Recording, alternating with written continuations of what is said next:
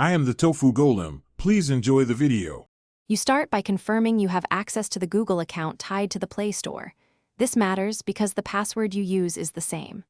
Once done, make sure recovery phone or email is current so you can reset if needed. Next, charge the device and connect to stable Wi-Fi to avoid interruptions. Open Play Store and tap your profile icon.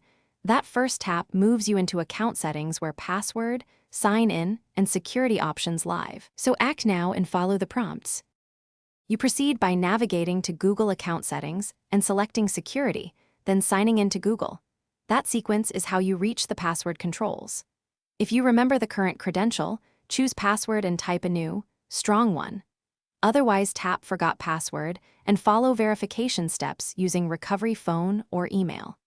Make sure to enable two-factor authentication for extra protection and pick a unique password of 12 or more characters with letters, numbers, and symbols to reduce the chance of compromise.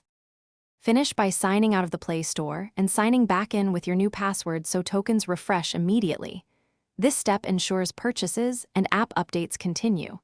If you hit errors, clear the Play Store app cache and data, then retry. That often fixes lingering auth cookies.